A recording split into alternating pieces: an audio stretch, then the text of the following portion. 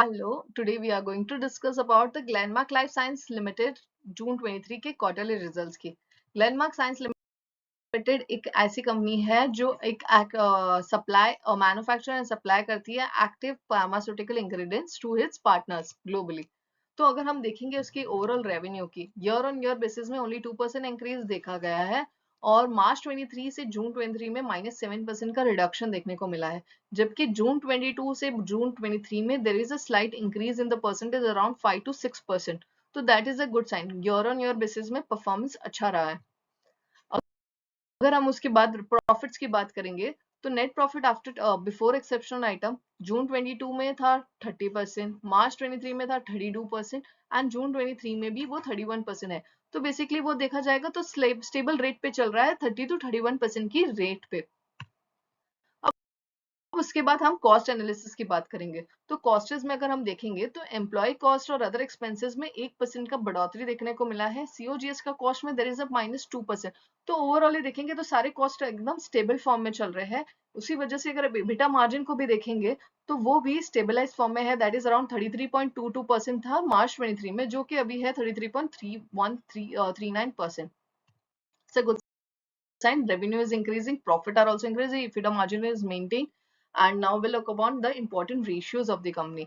तो कंपनी का पीई चल रहा है 16.66% और इंडस्ट्री का पीई है 41.60। तो this shows there is the company price in the market are not overvalued or overpriced, and there is a scope for increase in the price in the future due to its revenue and profit also. And well, look upon the return on equity is 23.09%, return on capital employed is 31.11%।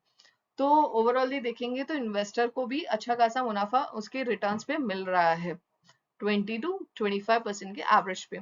और अगर हम देखेंगे CAGR जो कि वो नहीं है, and share prices for 3 months अगर हम देखेंगे प्राइस चेंज हुआ है 39% से, 1 ईयर में चेंज हुआ है 35.8% से।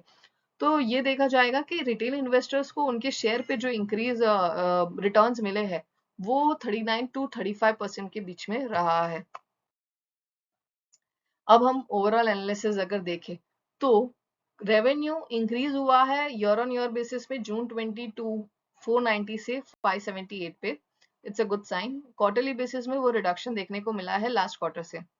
ग्रॉस मार्जिन में इंप्रूवमेंट आया है फ्रॉम 53.3 to 57.1% पे। It's a good sign, margin are increasing gross margin by certain percentage.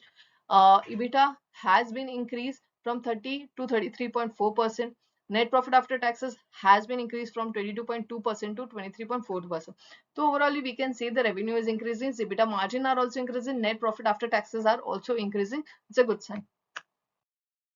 So thank you for watching me. Do like and subscribe my channel and do share to your friends.